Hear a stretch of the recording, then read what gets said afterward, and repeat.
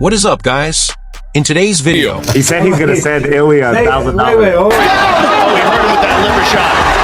on. He hurt him with that liver shot. From Paddy Pimblett mocking Ilia Topuria's brutal loss, to Justin Gaethje to Ian Garry making a wild claim about Islam Makhachev turning down a White House super fight. I just want to say one thing to Ian Garry. Suck it.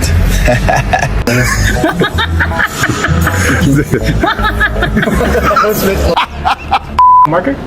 And the UFC has officially scrapped its 13-year-old ranking system. Plus, Dustin Poirier was arrested on Father's Day. I'll fight you right now. No, I don't want to fight, bro. I'll go with you right now. Bro, I don't want to fight, bro. I don't want to fight. Let's go. I don't want to fight. Let's go. And Alex Pereira is seriously considering retirement after Herb Dean's controversial officiating and much more. So, let's get right into it. The MMA world is still going crazy over Justin Gaethje making Ilia Topuria quit on the stool, and Paddy Pimblett can't stop bringing it up. Paddy keeps reminding everyone that he went the full 25 minutes with the same man who stopped Topuria and came out looking a whole lot better. It's weird to say, but Monday morning getting up and watching that, came in more motivated. You know, I went 5 rounds with Gaethje and was pushing the pace to the very end. I didn't quit. I kept coming forward trying to finish the fight, you know what I mean? And I think I won 3 and 5, so he beat me 3-2. One of the judges agreed. And if a lot of different things didn't happen in that fight, like high gouges and low blows and him faking low blows, then it would have been a different fight. We've got to get on with it now. No point crying over spilt milk. Just hope I get to fight him again. As I say, he's the undisputed champion now. I went 5 rounds with the undisputed champion of the world. But Topuria's team tells a very different story. They say Ilia never quit. His older brother and head coach made the call to stop the fight, and had even wanted to throw in the towel in the 3rd round, but Ilia refused to stay down. Looking at the damage now, stopping it earlier may have been the smarter decision, and with the title picture wide open, Paddy believes Arman Tsarukyan is still first in line, although Charles Oliveira could still jump the queue for the next shot. To be honest, after the weekend, I don't think it's a #1 contender fight. Like, I think Arman's probably still #1 contender, but Justin said himself that Charles has beaten before, so we'd like to fight Charles again. Charles could end up getting the title shot. Perfect time to make Ilia beat Arman, like, because Arman's been calling Ilia out for years. But there's so many different variables in the lightweight division now, you don't know. I'd love to beat BSD and get a rematch with Justin, but I can't really demand that after a 1-fight win streak, so we'll just have to see what happens over the coming months. But that makes no sense for Arman. Fighting Ilia now could leave him waiting a full year for Topuria to recover, and even longer for a shot at the undisputed title. That's why the timing feels perfect for Ilia versus Paddy, or even bigger, Gaethje versus Topuria too. Especially with Topuria needing time to heal, and Justin already saying he won't fight again this year, even if he's publicly shutting down the rematch talk for now. Do you think Ilia's going to try for a rematch? No, he doesn't get a rematch. He can try, but he doesn't get one. Wow. He quit on the stool. He quit twice. I stopped him twice. What else do I have to fucking do? His next challenge can't be me.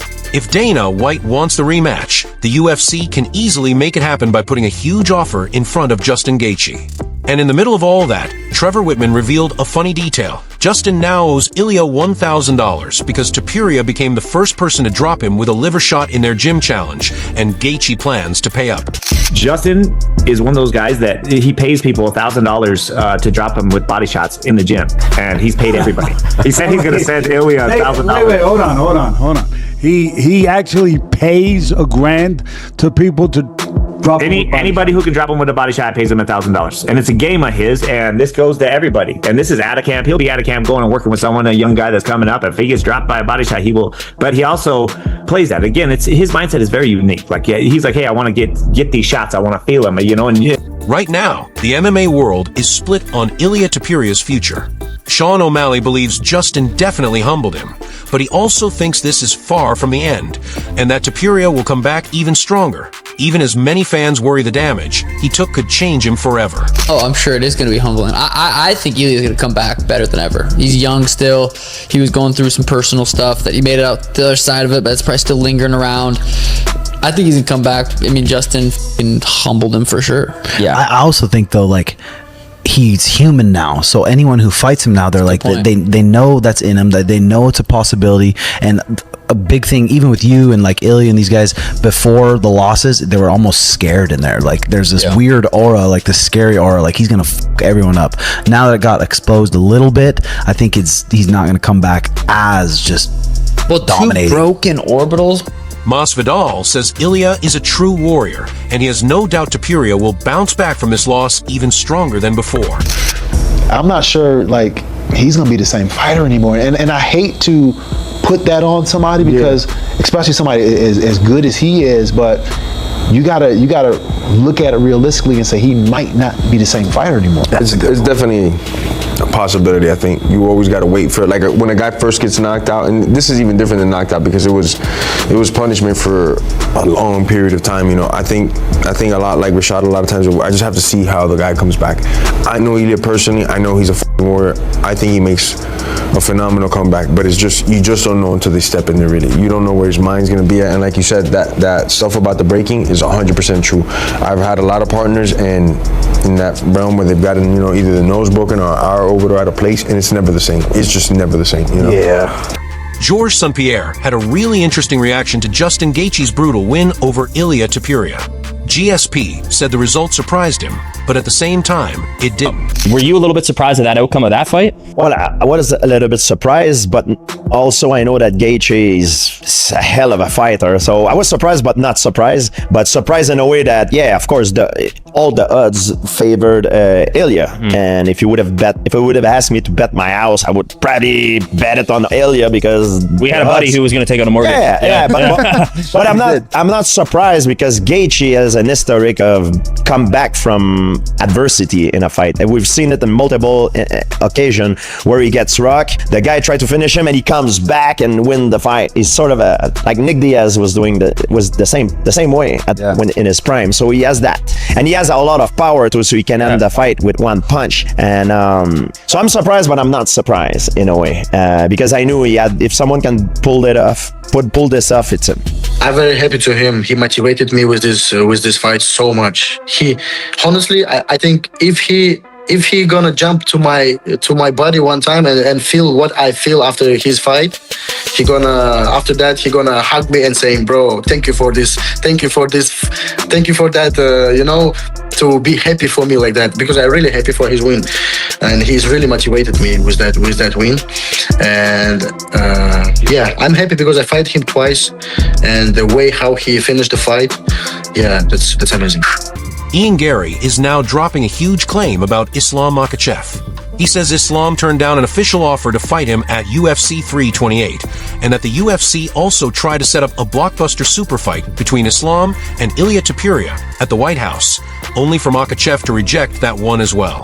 I was told I was next in January. Wow. I was told I was next in January. There was talks about April. Then there was an official offer put out May 9th, to which he turned down for Newark. I threw out the ideas of International Fight Week. They said they had Fight Week.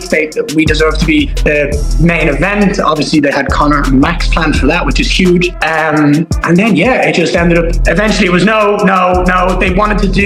They spoke to me about how that they needed to do their due diligence and put on one of the biggest fights they possibly could, which was Ilya versus Islam at the White House. Islam turned it down, to my knowledge, from what I've been told. And here we are. Do you know what I mean? The right fight has been made. The fight that should be fought. And we get it on August 15th, my friend.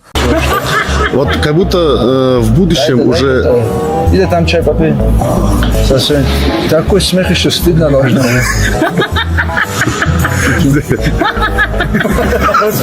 The UFC is officially scrapping its ranking system after more than 13 years, and Dana White seems thrilled about it. The promotion has teamed up with Meta's engineering team to create an automated, data-driven model based purely on fight results, but the new system is already bringing some wild changes with it. You guys got me f***ed up here now. Wait a minute. Marker?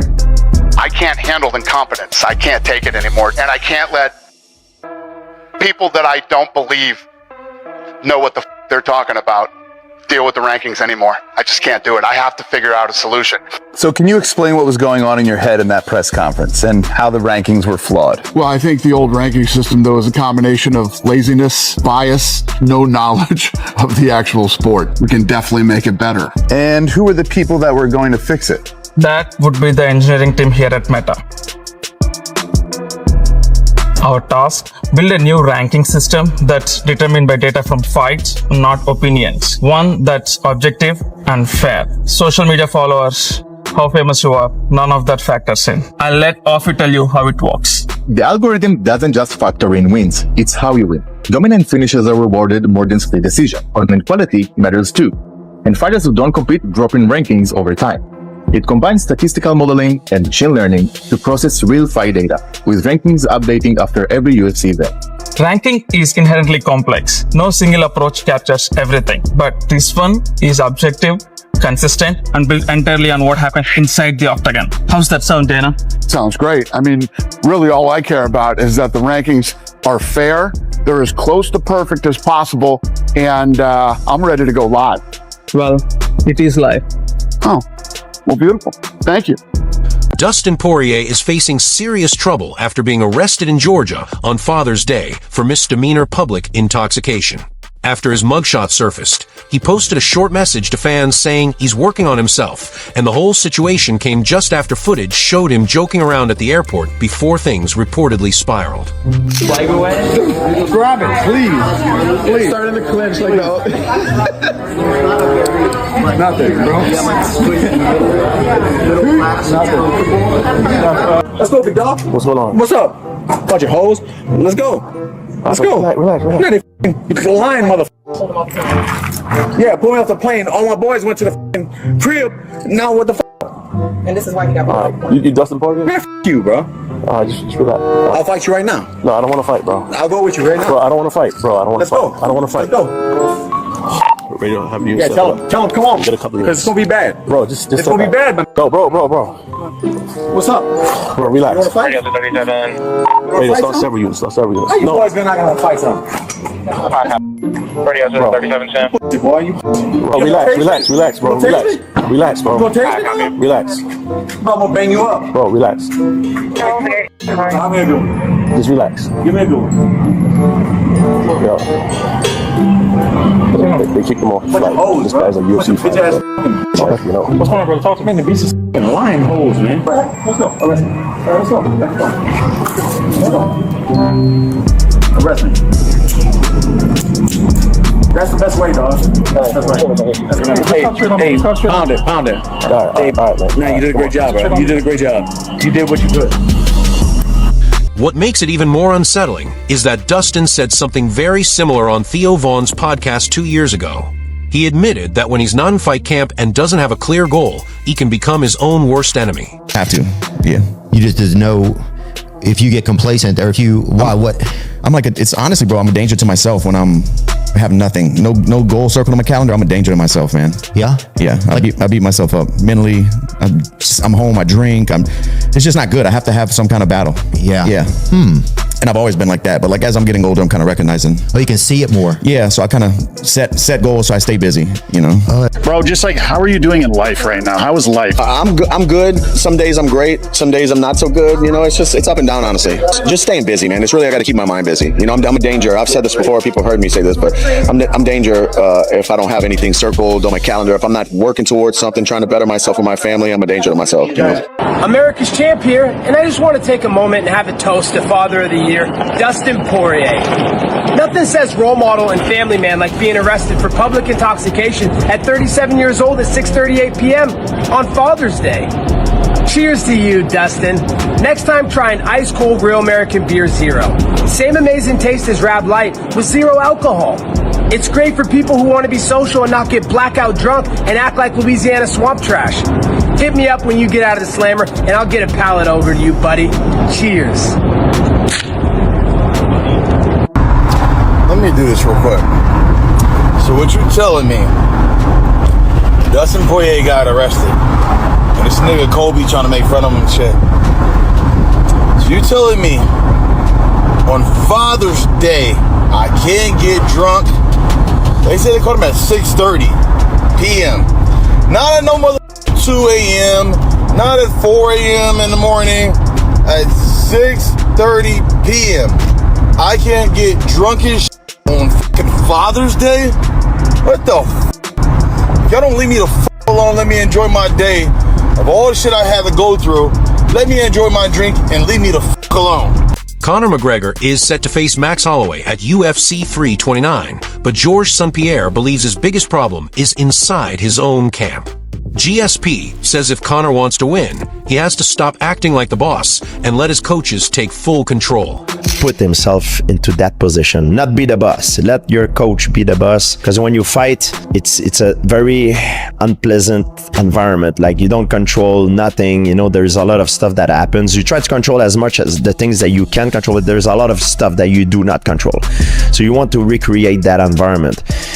But if you're trying to always control everything in your training the way you want, and not let your coaches do that for you to put you in hell, that's a problem, because it's not reality. Right. You need to prepare yourself for something that resembles as much as you can what you're gonna be put into. Alex Pereira is seriously considering walking away from MMA, and he's putting the blame on Herb Dean's officiating. Pereira is still furious over the illegal shots to the back of the head in his fight with Cyril Gane, and now he says he's genuinely worried about returning if referees aren't going to protect fighters properly. Dean has got to go, or he's got to take a few months off. Last night you had the Andre Fili fight, really good scrap, and then in the fight, sure, Andre was getting, he's taking some blows, he's shelling up, but what actually drops him are clear shots to the back of the head. Now, the definition of sport is just doing something within the confines of a rule set. That's the game. It's a game that we are playing. And in the confines of this rule set, you are not allowed to hit people in the back of the head. And the back of that is identified, you can imagine, if you're wearing headphones, okay? So like right here, those type of headphones, that's the back of the head. You're not allowed to hit people there. So when somebody gets hit there, the fight is supposed to be stopped and a point should be deducted, depending on the severity of the situation, all that. That's what's supposed to happen. And in the Cyril Gane fight and the fight last night, it just, bro. And, you can see people make these arguments of, oh, well, Pereira was getting pieced up, you know what I mean? Oh, Fili was shelling up in that moment.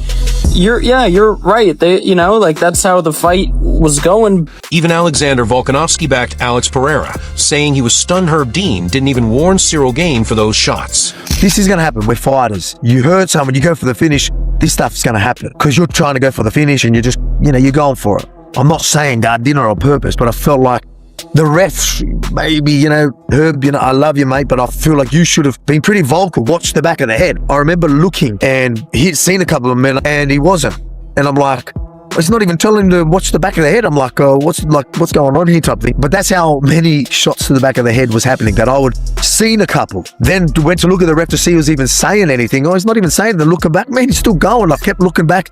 Like, I'm talking, there was a decent amount of time with a lot of shots to the back of the head. But it should be a talking point. I'm not taking away from Gane. I feel like maybe if Herb was saying, watch the back of the head, he would have maybe, I didn't realize I was hitting, maybe he would think, or he would try better to get around. Could there be a different outcome if you hurt Pereira? Because he was obviously doing the right stuff to recover. So he was on his way to recover until there was a lot of other shots. And I explained where I thought them shots were landing.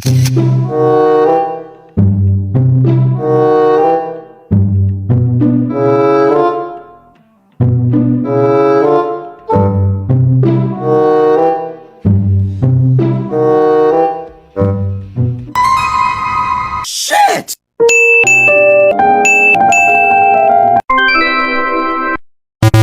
Watch this for this. In the back of the head.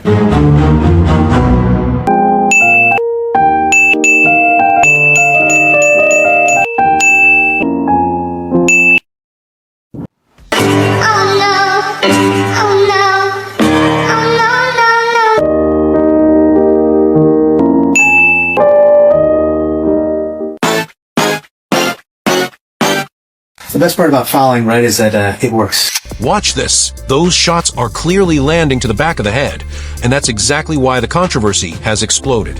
That's all for today, guys. If you enjoyed the video, don't forget to like, subscribe, and support the channel. Thanks for watching.